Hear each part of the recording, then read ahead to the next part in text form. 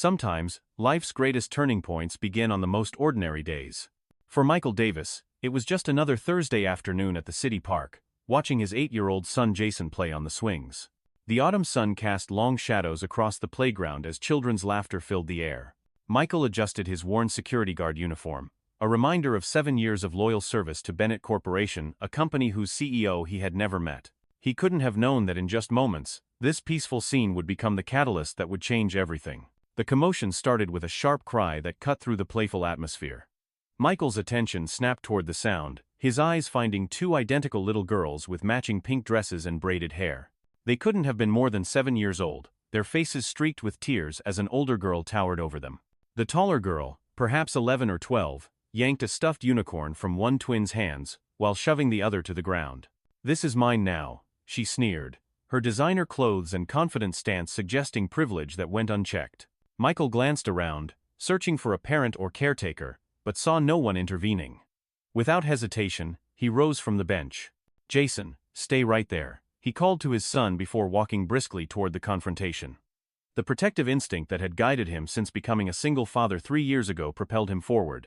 As he approached, the older girl's face contorted with defiance. "Excuse me," Michael said gently, kneeling to help the fallen twin to her feet. "I think that toy belongs to these girls." The older girl clutched the unicorn tighter against her chest. "Mind your own business. Who even are you?" Her voice dripped with contempt as she looked Michael up and down, noticing his uniform with visible disdain. "My mother runs this whole city. She'll have you fired if you touch me." Michael remained calm, his voice steady. "I'm not here to cause trouble. But we can't treat others this way, no matter who our parents are." He turned to the twins, whose eyes were wide with gratitude as he handed them tissues from his pocket. "Are you okay?" They nodded silently. From across the park, sharp eyes observed the entire interaction. Sophia Bennett, Chief Executive Officer of Bennett Corporation, stood motionless, her tailored charcoal suit and authoritative posture marking her as someone accustomed to power. She had stopped to watch when she recognized her stepdaughter Lisa in yet another confrontation. What she hadn't expected was to see one of her own employees intervening a security guard she vaguely recognized from personnel files that had crossed her desk just that morning. Files marked for termination. Michael Davis had no idea that the woman watching from the park's edge held his livelihood in her manicured hands. Nor did he realize that the bully he was gently reprimanding was connected to the woman who had the power to change his life forever. All he knew was that 2 little girls needed someone to stand up for them, and that was something he could do. The modest 2-bedroom apartment Michael shared with Jason sat on the 14th floor of a weathered building in the east side of town. The elevator worked only sporadically, and tonight was not one of those nights. Michael climbed the stairs, his legs heavy after a 12-hour shift, but his face brightened as he turned the key in the lock. "I'm home, buddy," he called out. The familiar scent of the macaroni and cheese their elderly neighbor Mrs. Rodriguez had prepared welcoming him. Jason launched himself into his father's arms, school art project in hand. "Dad, look what I made today." The watercolor painting showed 2 stick figures, one tall, one small, standing beneath a colorful rainbow. Michael hugged his son tightly, marveling at how this small human had become his entire world after Sarah's car accident 3 years ago. The grief had shaped them both, but Jason's resilience continually amazed him. "That's going straight on the refrigerator," Michael said, placing the artwork on their crowded fridge door, a gallery of Jason's creative progress. He didn't mention the rumors of layoffs that had circulated through the security team today. He wouldn't burden his son with adult worries, especially not when Jason had finally stopped asking when mommy was coming back. Across town in a sleek penthouse overlooking the city skyline, Sophia Bennett kicked off her Louboutin heels and massaged her temples. The board meeting had been brutal demands for higher profits, streamlined operations, and reduced overhead. The security department was an easy target for cuts, with their recommendation to eliminate 30% of the staff. The HR file for Michael Davis lay open on her glass coffee table, his personnel photo paperclipped to 7 years of exemplary service records. A good employee, but according to the consultants, redundant. "Lisa, we need to talk about what happened today," Sophia called, her voice echoing through the minimalist space. Her twin daughters Emma and Olivia peered cautiously from the hallway, their identical faces solemn. They had already told her about the kind security guard who had helped them at the park, not realizing he worked for their mother's company. Lisa stomped into the living room, arms crossed defiantly. "That man had no right to tell me what to do. He's nobody, just some rent-a-cop who probably didn't even finish high school." The contempt in her voice made Sophia wince. Since the divorce 2 years ago, her ex-husband's daughter had grown increasingly rebellious, acting out in ways that left Sophia feeling wholly inadequate as a stepmother.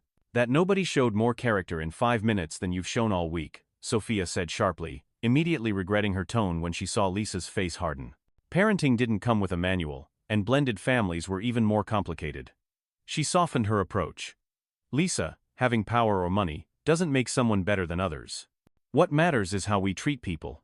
The words sounded hollow even to her own ears. Hadn't she just approved a plan to terminate dozens of employees without a second thought? Employees like Michael Davis, who had families depending on them. The cognitive dissonance wasn't lost on her as she stared at his file photo again. Something about his kind eyes reminded her of someone, perhaps the person she used to be before climbing the corporate ladder had become her only measure of success. The next morning brought gray skies and a steady drizzle that matched Michael's mood, as he buttoned his uniform in the dim light of dawn. Last night, he'd stayed up late reviewing his resume, something he hadn't updated in 7 years. Steve from the day shift had pulled him aside yesterday with a grim warning. "They're making cuts, Mike. Big ones. And security's first on the chopping block." Michael packed Jason's lunch with extra care, drawing a small cartoon on the napkin as he always did. Today it was a superhero with the caption, "You're my hero." As he watched his son eat breakfast, a lump formed in his throat. This job wasn't just about a paycheck. It provided the health insurance that covered Jason's asthma medication and the stability his son needed after losing his mother. "Dad, you look worried," Jason said between bites of cereal, his perception sharp as always. "Is it about what Mr. Steve told you? I heard you talking on the phone." Michael smiled, trying to mask his concern. "Just grown-up stuff, buddy. Nothing for you to worry about. Remember, we're Team Davis, right? We can handle anything together." He held out his fist for their morning bump ritual, which Jason returned with a smile that didn't quite reach his eyes. At Bennett Corporation headquarters, Michael took his position in the lobby, greeting employees with the same respectful nod he'd offered for years. Most walked past without acknowledgement, faces buried in phones or lost in thought about the day ahead. A few regulars returned his greeting: the maintenance staff, some middle managers, the cafeteria workers, the invisible workforce that kept the gleaming 50-story building functioning smoothly. 3 floors below the executive suite, trouble was brewing. Michael's radio crackled with a code for assistance needed in the records department. He responded immediately, taking the service elevator to the 12th floor. The scene that greeted him was chaotic: water pouring from the ceiling, soaking boxes of files and shorting out computers. A burst pipe had transformed the usually quiet department into a crisis zone. "Everyone please evacuate calmly," Michael directed, helping an elderly accountant gather her belongings. "The emergency response team is on their way." As staff filed out, Michael noticed water seeping toward a server room marked restricted access. Without hesitation, he used his master key to enter, quickly elevating critical equipment off the floor and covering it with plastic sheeting he found in a nearby closet. What Michael didn't realize was that those servers contained more than routine corporate data. They housed evidence of questionable financial decisions made by certain board members, evidence that Sophia Bennett had been quietly gathering for months as she built a case against the corruption undermining her company. Evidence that would have been destroyed had the water reached the servers. On the top floor, Sophia was in the middle of a conference call when her assistant burst in with news of the flooding. She excused herself from the call and hurried to assess the damage, her mind racing with concerns about the sensitive server data. The elevator doors opened to reveal a scene much less catastrophic than she'd feared. The water had been contained, and a security guard, the same one from the park, was directing the cleanup crew with surprising efficiency. "Mr. Davis," she said, reading his name tag as she approached. "I understand you prevented significant damage to our server room." Michael straightened, surprised to be addressed directly by the CEO he'd only ever seen in company-wide emails. "Just doing my job, Miss Bennett." He didn't mention recognizing her from the park incident, unsure if she even remembered it. "Your quick thinking saved potentially millions in data and equipment," she continued, studying him with new interest. "That goes well beyond your job description." Something in her tone suggested she was reassessing something, perhaps him, perhaps more. Before Michael could respond, his phone buzzed with a text from Jason's school: "Please come immediately. Jason having severe asthma attack. Ambulance called." The color drained from his face as he read the message. "I'm sorry, Miss Bennett, there's an emergency with my son," he said, his voice tight with fear. "I need to go now." Sophia saw the panic in his eyes. "Of course. Go." She hesitated, then added, "Take my car. It's faster than waiting for a taxi in this weather." She gestured to her assistant, who quickly handed Michael a set of keys. Robert will give the driver instructions. Michael was too worried about Jason to question this unexpected kindness. Thank you, he managed before rushing toward the elevator, unaware that his actions that morning had just saved his job and possibly much more. The hospital corridor seemed endless as Michael ran toward the pediatric emergency ward, his security uniform soaked from the rain. The school nurse had called again during his drive, reporting that Jason's attack was severe, possibly triggered by anxiety about the whispered conversations he'd overheard about potential layoffs. The guilt crushed Michael as he pushed through the double doors, scanning frantically for his son. Jason lay on a gurney, an oxygen mask obscuring his small face, his chest heaving with each labored breath. Michael took his hand, forcing a reassuring smile. "Hey, superhero, Dad's here now." The relief in Jason's eyes nearly broke him. A doctor approached with a clipboard, explaining they needed to admit Jason overnight for observation and additional treatment. Michael nodded, his mind already calculating how much this would cost, even with insurance he might soon lose. "We need to complete some paperwork for admission," the nurse said gently, leading Michael to a small desk. As he started filling out forms, detailing their insurance information and medical history, a familiar voice behind him made him turn. "Mr. Davis."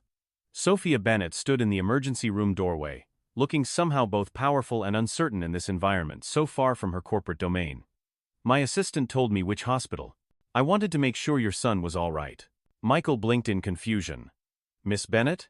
You didn't have to come." Sophia approached, glancing at Jason, who watched them curiously from his bed. "I know what it's like to be at a hospital with a child," she said quietly. "My Emma has asthma too." She reached into her purse and pulled out a business card, writing something on the back. "This is my personal number. If you need anything at all, please call. I've also instructed HR that your position is essential and not to be considered in any restructuring." The weight that had been crushing Michael's chest eased slightly. "Thank you," he said, unable to find more adequate words. Sophia nodded, her usual corporate mask slipping to reveal something more human, more vulnerable. "Your son needs you now. We can talk later." She turned to leave but paused when she noticed Jason's art folder peeking from Michael's backpack, colorful drawings spilling out. "Your son is talented," she observed, a small smile softening her features. After Sophia left, Michael sat beside Jason, holding his hand until the boy drifted off to sleep, medication finally easing his breathing. In the quiet hospital room, Michael contemplated the strange turn of events. Why would the CEO of Bennett Corporation personally intervene on his behalf? The answer remained elusive as exhaustion overtook him, his head dropping to rest against Jason's bed. What Michael couldn't know was that across town, Sophia Bennett was facing a crisis of her own. The flood damage had revealed unauthorized access to the protected server's evidence of a security breach from within. Someone had been attempting to erase the financial records she'd been gathering. As she reviewed security footage from the past month, a disturbing pattern emerged. Her own chief financial officer, Richard Wells, entering the server room after hours, using an access card that shouldn't have granted him entry. The same Richard Wells who had championed the security staff cuts.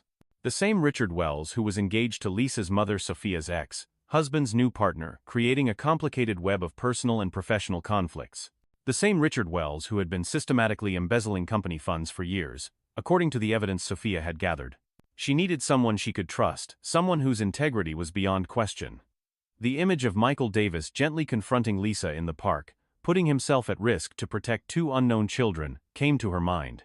Perhaps the security guard who had already saved her company's data once could help her again. 3 days later, Michael returned to work, grateful that Jason had recovered quickly and that his job remained secure, at least for now.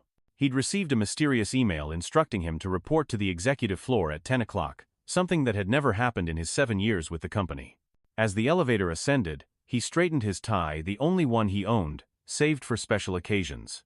Sophia's executive assistant led him not to the main conference room but to a smaller, secure meeting room with no windows. Inside, Sophia waited alongside two people Michael recognized as the company's legal counsel and head of cybersecurity. "Mr. Davis, thank you for coming," Sophia began, her tone formal but her eyes conveying something more personal, perhaps respect. "What I'm about to share is strictly confidential and potentially dangerous." She slid a folder across the table. "We have reason to believe someone is stealing from Bennett Corporation and actively sabotaging our security protocols." The flood was no accident. Michael reviewed the documents, his security training kicking in as he processed the evidence. "You think CFO Wells is behind this?" he stated rather than asked, connecting the dots quickly. And you want my help because I'm not connected to the executive circle. I'm invisible to them. Precisely, Sophia confirmed. You've demonstrated integrity twice now, once with my stepdaughter and twins at the park. Though you didn't know they were connected to me, and again during the flood emergency.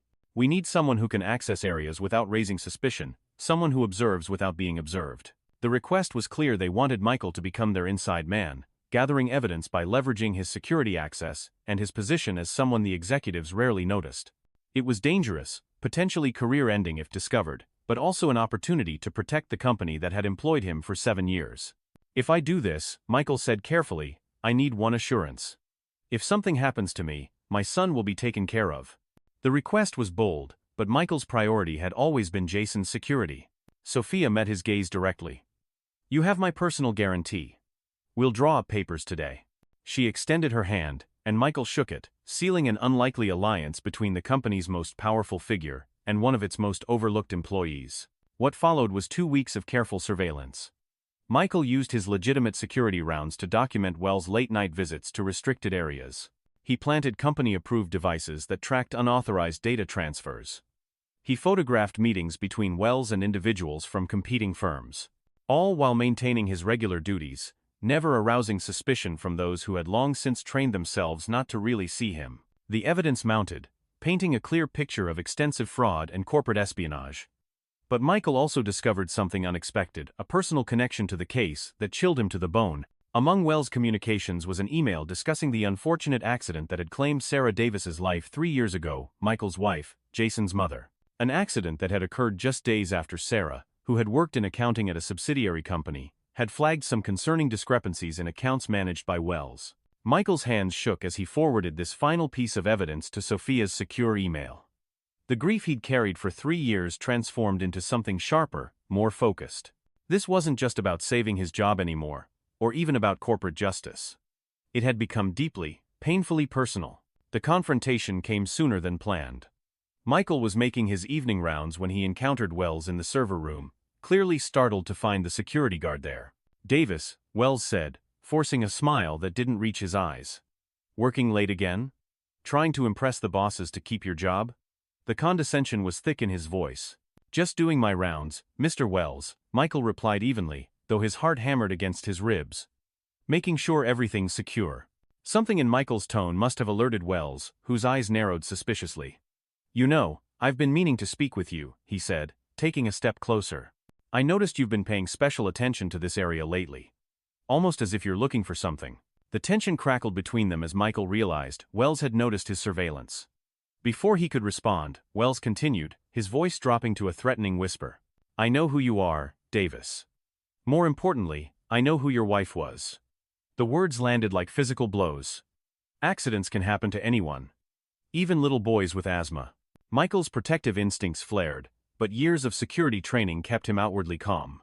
Are you threatening my son, Mr. Wells? Just making an observation, Wells replied with a cold smile.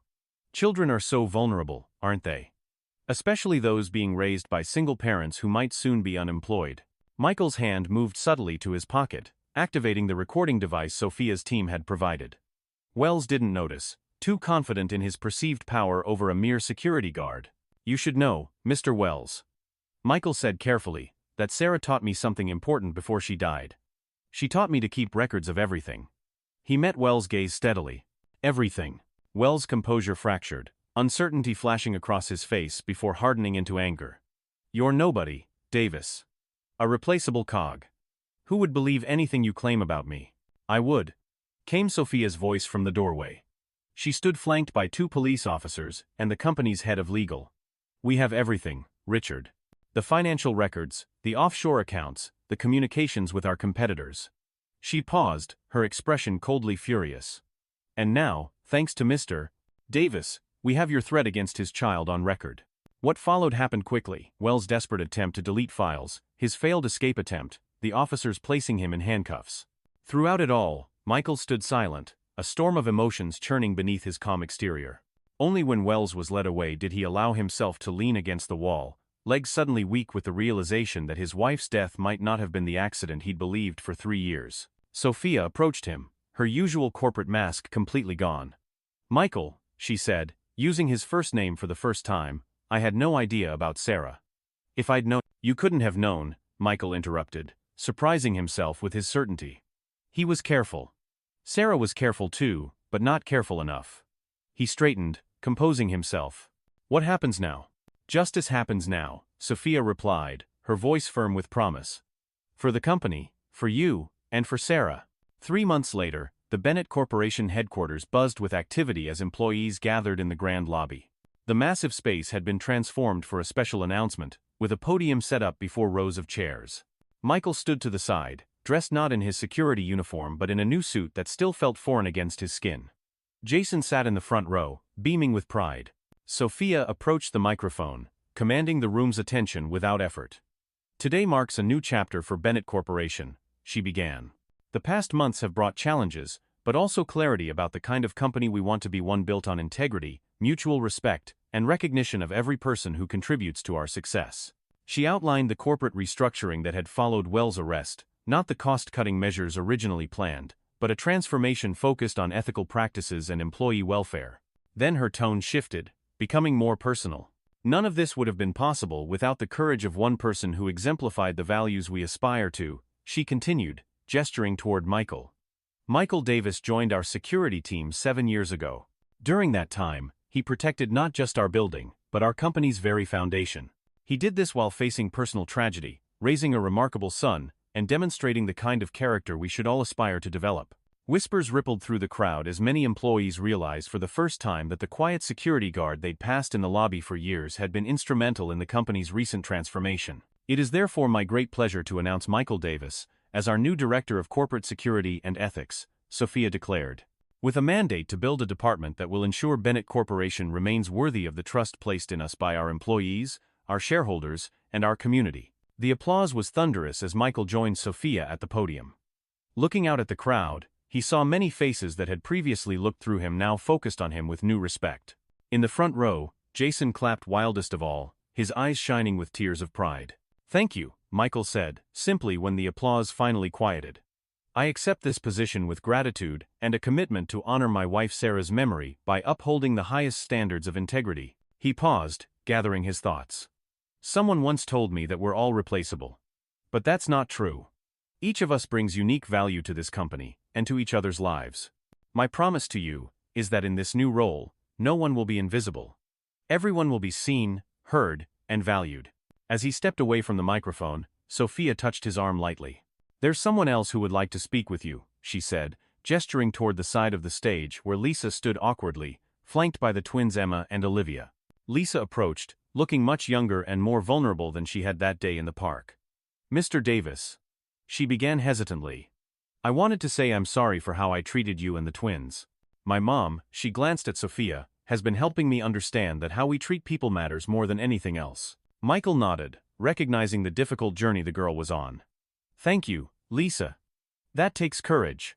After the ceremony, as employees mingled over refreshments, Michael found a quiet moment with Sophia.